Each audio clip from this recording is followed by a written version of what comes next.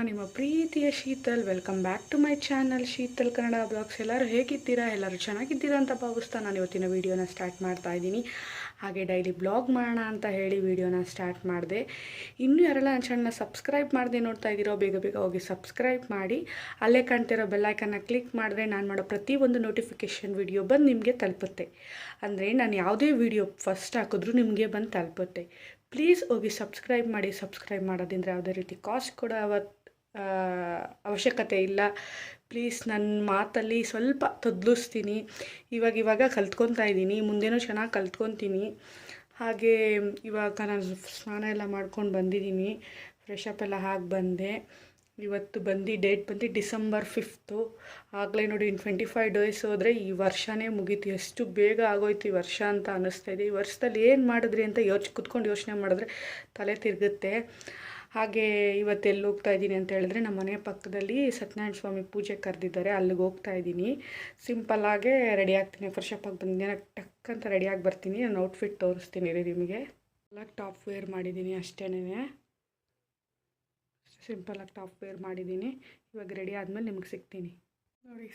Ready ಆಗೋದೆ, ಕ್ವಿಕ್ಕಾಗಿ ready ಆಗೋದೆ. ಸುಮ್ಮನೆ ಒಂದು ಪೋಲಿಟೇಲ್ ಹಾಕ್ಕೊಂಡೆ, powder, fair and lovely powder, lipstick, bindi, kumkum, ಇಷ್ಟೇ ನಾನು ರೆಡಿ. ಹೇಗೆ ಕಾಣಿಸ್ತಾ ಇದ್ದೀನಿ? ಇವಾಗ ಹೋಗ್ಬೇಕಾಗಲೇ ಟೈಮ್ ಬಂದು 9:45 ಆಗೋಗ್ಬಿಟ್ಟಿದೆ. 10 ಹತ್ರ ಆಗ್ತಾಯಿದೆ. ಹೋಗ್ಬೇಕು ಇವಾಗ. ಬನ್ನಿ, ಆದಷ್ಟು ವೀಡಿಯೋ ಮಾಡೋಕ್ಕೆ ಟ್ರೈ ಮಾಡ್ತೀನಿ. ಸ್ವಲ್ಪ ಈಚೆ ಕಡೆ ಹೋದರೆ ಬೇರೆಯವ್ರ ಮನೇಲೆಲ್ಲ ಥರ ನನಗೆ ಇಷ್ಟ ಆಗೋಲ್ಲ. ಅವರು ಏನೋ ಒಂಥರ ವೀಡಿಯೋ ಮಾಡೋಕ್ಕೆ ಆದಷ್ಟು ಸಣ್ಣ ಪುಟ್ಟ ಕ್ಲಿಪ್ಪಿಂಗ್ಸ್ನ ತೊಗೊಂಡು ನಿಮ್ಮ ಜೊತೆ ಶೇರ್ ಮಾಡ್ತೀನಿ. ಹೇಗೆ ದೇವ್ರನ್ನೆಲ್ಲ ಅಲಂಕಾರ ಮಾಡಿದ್ದಾರೆ ಅಂತೆಲ್ಲ ತೋರಿಸ್ತೀನಿ ನಮ್ಮ ಜೊತೆ. ಬನ್ನಿ ಹೋಗೋಣ, ತಡ ಮಾಡ್ದೇನೆ. ಪೂಜೆ ಸಾಮಾನೆಲ್ಲನೂ ರೆಡಿ ಮಾಡಲು ಇಟ್ಕೊಂಡಿದ್ದೀನಿ. ಬನ್ನಿ ಹೋಗೋಣ. ನೋಡಿ, ಇವತ್ತು ಅಷ್ಟು ಬಿಸಿಲೇನಿಲ್ಲ, ಅಷ್ಟೊಂದು ಬಿಸಿಲೇನಿಲ್ಲ. ಮೋಡ ಎಲ್ಲ ಮುಚ್ಕೊಂಬಿಟ್ಟಿದೆ ನೋಡಿ. ಅಲ್ಲಿ ಪೆಂಡಲ್ ಹಾಕಿದಾರಲ್ಲ, ಅಲ್ಲೇ ಇರೋದು. ಹೋಗಬೇಕು. ಇವಾಗ ಹೋಗ್ತಾ ಇದ್ದೀನಿ.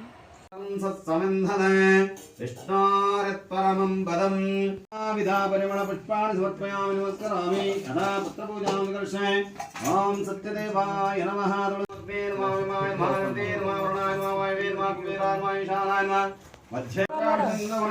ಸೂರ್ಯ ಸಲಗ್ನಾ ಸಾವಧಾನ. ಶುಭಮಹಾರ್ಥ ಸಾವಧಾನ. ಹೇ ಲಕ್ಷ್ಮೀ ನಾರಾಯಣ ಧ್ಯಾನ ಸಾವಧಾನಿ. ಕಲ್ಯಾಣಿ ಸಕಲೇಶ್ವರಿ ಹರಿ ಸದೇವಾಖ್ಯಾನ ಸಂದಾಯಿನಿ. ಶೋಭಾಂಗಿ ಮಲಕ್ಷಣಿ.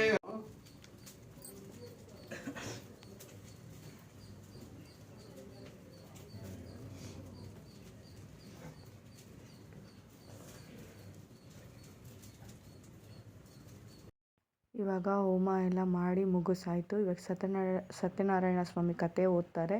ಅದು ಒಂದು ಚಿಕ್ಕ ಕ್ಲಿಪ್ಪಿಂಗ್ನ ತೊಗೊಂಡಿದ್ದೀನಿ. ಏನು ವಾಯ್ಸ್ ಓವರ್ ಕೊಡಲ್ಲ, ಹಾಗೇ ಹಾಕ್ತೀನಿ, ನೀವು ಕೇಳಿಸ್ಕೊಬೋದು. ತುಂಬ ಚೆನ್ನಾಗಿರುತ್ತೆ. ಸತ್ಯನಾರಾಯಣ ಸ್ವಾಮಿ ಕತೆ ಕೇಳಿದ್ರೆ ಒಳ್ಳೆಯದಾಗುತ್ತೆ. ಅದಕ್ಕೋಸ್ಕರ ನಾನು 3 ಸತಿ ಕೇಳಿದ್ದೀನಿ, 4 ಸತಿ ಕೇಳಿದ್ದೀನಿ ಸತ್ಯನಾರಾಯಣ ಸ್ವಾಮಿ ಕತೆನ. ಇವಾಗ ಕೇಳಿಸ್ಕೊಳ್ಳಿ.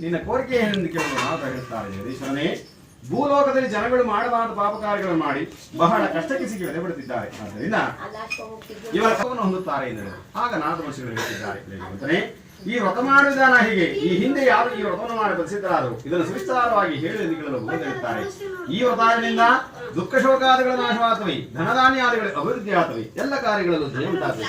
ಯಾವ ದಿನ ಈ ವ್ರತವನ್ನು ಮಾಡಬೇಕೆಂದು ನಡೀತಿದ್ದ ಪೂಜೆಯನ್ನು ನೋಡಿ ಸೌದೇವರನ್ನು ಕೆಳಗಿಳಿಸಿ ಬಾಯಾರಿಕೆ ಮತ್ತು ಅಲ್ಲಿಯೇ ಕುಳಿತುಕೊಂಡು ಪೂಜೆ ಮುಗಿದ ನಂತರ ದೇವರಿಗೆ ನಮಸ್ಕಾರ ಮಾಡಿ ತೀರ್ಥ ಪ್ರಸಾದ ತೆಗೆದುಕೊಳ್ಳುವ ನಂತರ ನೀರನ್ನು ಕೊಡು, ಬ್ರಾಹ್ಮಣನ ಕೊಡು. ಸ್ವಾಮಿ, ಈ ಪೂಜೆ ಯಾವುದು? ಇದರಿಂದ ಏನು ಪ್ರಯೋಜನ ಆಗಿರ್ತದೆ? ಅದಕ್ಕೆ ಬ್ರಾಹ್ಮಣ ಪೂಜೆ, ಇದಕ್ಕೆ ಸತ್ಯನಾರಾಯಣ ಪೂಜೆ ಎಂದು ಹೆಸರು. ಈ ಪೂಜೆಯನ್ನು ಮಾಡುವುದರಿಂದ ನನ್ನ ಕಷ್ಟವೆಲ್ಲ ಪರಿಹಾರವಾಯಿತು ಎಂಬುದಾಗಿ ಹೇಳಲು. ಹಾಗಾದರೆ ದನ ಕನಕ ಬೇಕೆಂದು ನಾ ಕೇಳೆನು, ನನಗಾಗಿ ಏನನ್ನು ನಾ ಬೇಡೆನು. ಇವಾಗ ಪೂಜೆ ಎಲ್ಲ ಮುಗೀತು. ಸತ್ಯನಾರಾಯಣ ಸ್ವಾಮಿ ಹಾಡೆಲ್ಲ ಹಾಡಿದ್ರು, ಅದನ್ನು ಒಂದು ಕ್ಲಿಪ್ಪಿಂಗ್ನ ತೊಗೊಂಡೆ.